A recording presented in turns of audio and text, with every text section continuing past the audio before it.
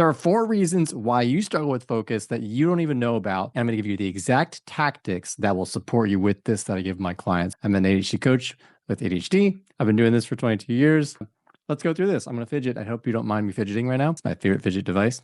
So there are 4 kinds of attention. So usually when my clients ask me, how do I focus better? It sounds like a blanket statement is going to be the answer, but in reality, there's so many situations where focus actually looks different and distractions can be different. So there's 4 kinds of focus that you have to take into consideration. Otherwise, if you just try and force it, it's just not going to work very well, which leads a lot of people to go to medication, which works temporarily, but doesn't actually get to the heart of the problem. So the first kind of focus is called sustained attention, basically maintaining focus on something for a long period of time.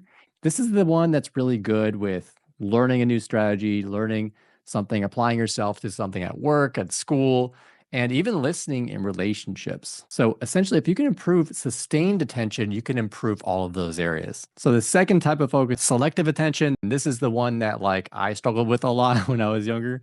I struggled with all of them, by the way, but this one was really hard because I just could not focus on what someone was trying to say to me, especially my teachers. And this comes a lot from kind of filtering. This is more of a filtering kind of focus where you filter out the background noise, you filter out the thoughts, all kinds of things like that. So irrelevant things that aren't relevant to the thing you're trying to focus on. Then you have alternative attention. This is where you are shifting between things that require 2 different kinds of cognitive skills or abilities. For example, there's things like doing your homework or working on something at home while you're cooking.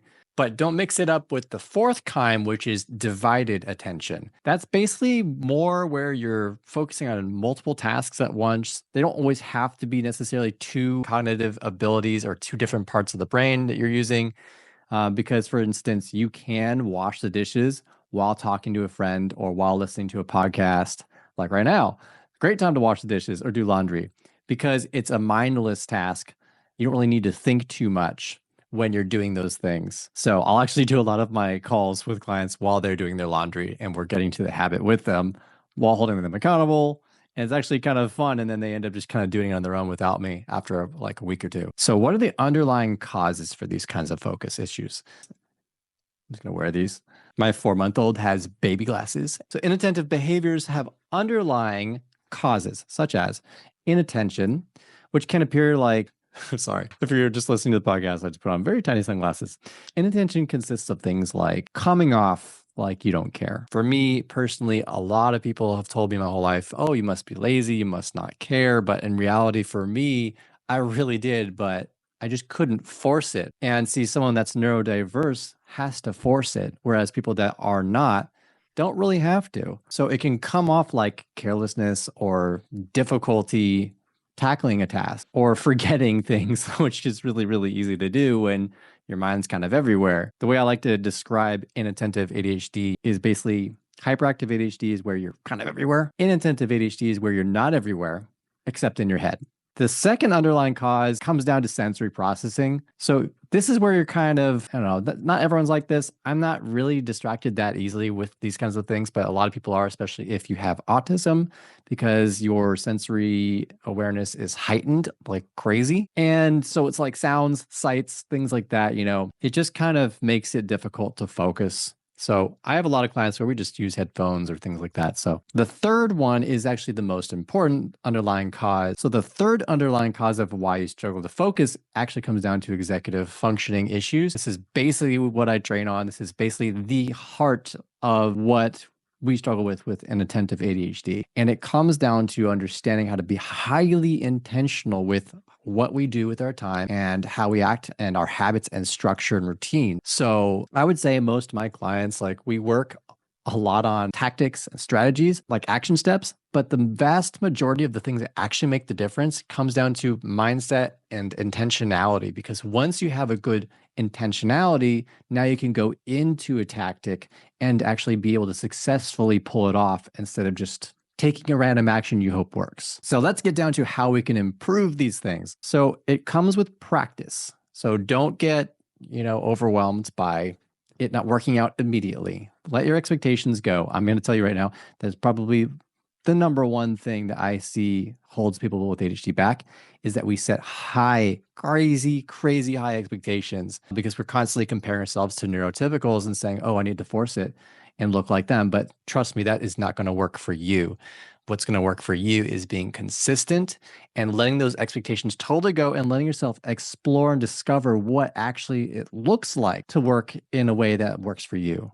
Like you don't even know what it is yet. You need to allow yourself to have some freedom. So let go of the forcefulness, right? So sustained attention is basically supported by practicing things like that require sustained attention.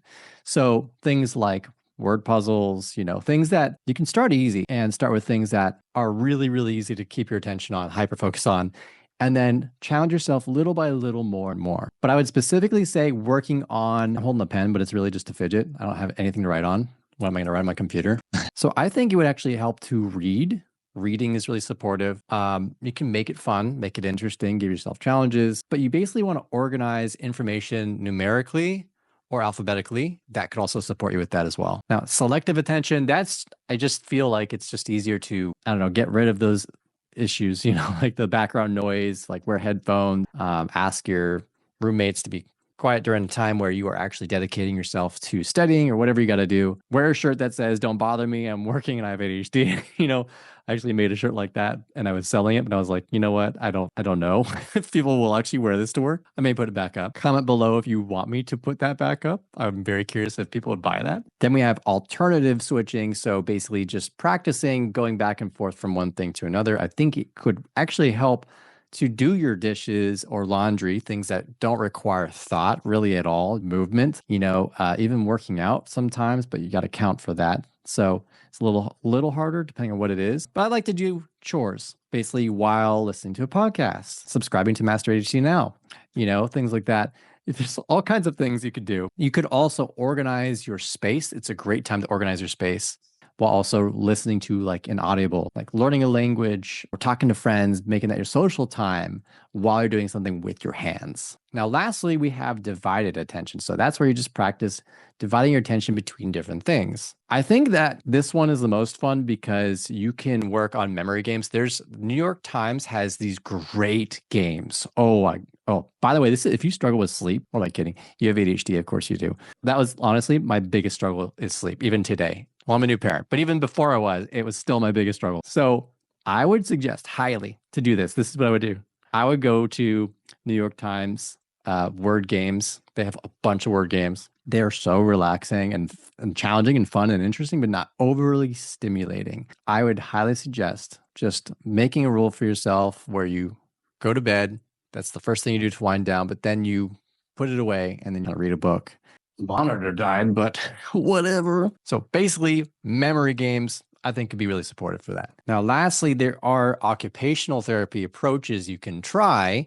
I just look up sensory tools for ADHD on Amazon. They're just like texture. Just having texture can help kind of distract you, and it's not distracting to other people around you. Then you have environmental, making your environment intentional before you work in it. So you can dim the lighting a bit. You get a scented candle that's not like toxic and going to kill you while you're working. Get really comfy clothes on. You can play some nice relaxing music. Kind of just make a vibe out of it.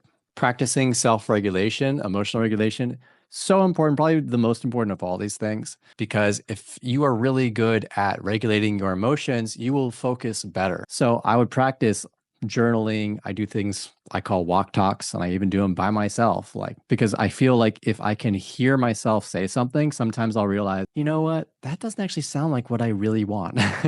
Or I'll think, oh, you know what, now that I say it out loud, it's not really what I'm into. I don't really think I want to do this thing. Or it's nice to hear myself and say, wow, I didn't realize that I thought that way. I felt that way. It's just kind of in the back of my mind, but now that I say it out loud, it feels different. So I think taking walks with that can be a healthy thing to do. One of the most important ones is skill building with your executive functioning. This is what I coach on. So if you're looking for support with this, go ahead and click the link in the description below happy to hop on a call with you for free. I also have a bunch of free tools because at the end of the day, you struggle with your ADHD not because you are a failure or because you are broken or all of these things you've made up about yourself or compared yourself to neurotypicals for. It's because you have not built the skills, understood what can build those abilities with your executive functioning. So I can guarantee you that's really going to make an enormous difference. This is what I've been doing for a very long time.